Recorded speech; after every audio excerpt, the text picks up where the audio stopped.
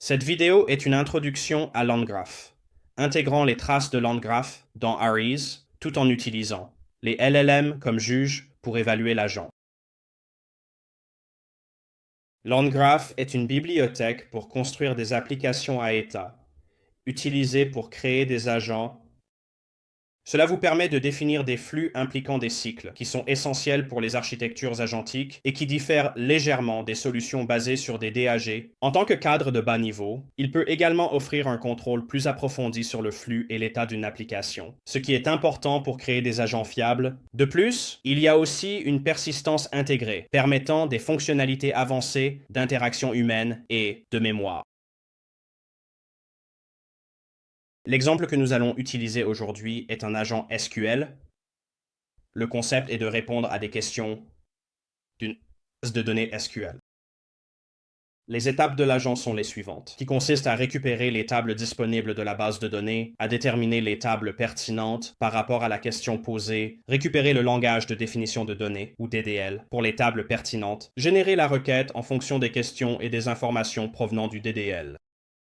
Vérifiez à nouveau la requête pour des erreurs courantes en utilisant le LLM. Exécutez la requête et retournez les résultats, corrigeant les erreurs qui apparaissent dans la base de données jusqu'à ce que la requête soit réussie, puis formulez une réponse basée sur les résultats. C'est important parce qu'un des concepts centraux de Landgraph est l'état. Chaque exécution de graphe crée un état qui est transmis entre les nœuds du graphe au fur et à mesure de leur exécution. Et chaque nœud met à jour l'état interne avec sa valeur de retour après son exécution.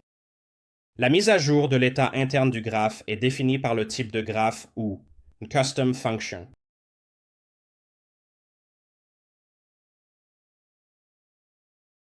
Les traces de l'agent sont collectées à l'aide de l'auto-instrumentateur LangChain, fourni via l'inférence ouverte.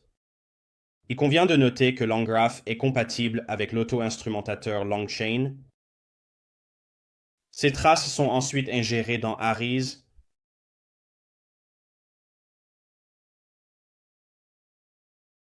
La trace est l'ensemble de la requête, et chacune de ces cases représente les intervalles comprenant chaque unité, travail au sein des agents.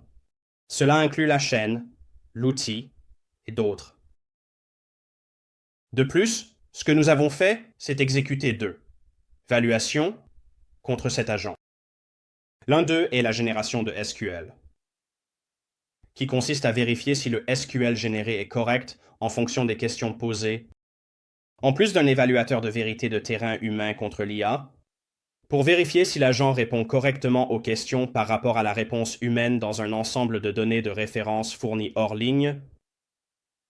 Dans cet exemple, la question originale posée est « Combien d'albums l'artiste Led Zeppelin a-t-il » La réponse de vérité de terrain de l'IA note que la vérité de terrain humaine note 14 albums, ce qui est la bonne réponse.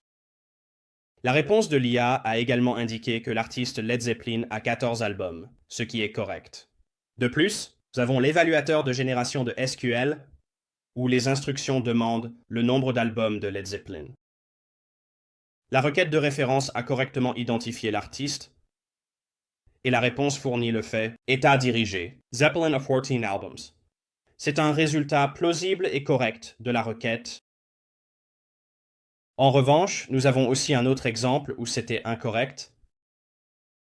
Cet exemple est « Quelle est la piste la plus achetée de 2017 ?»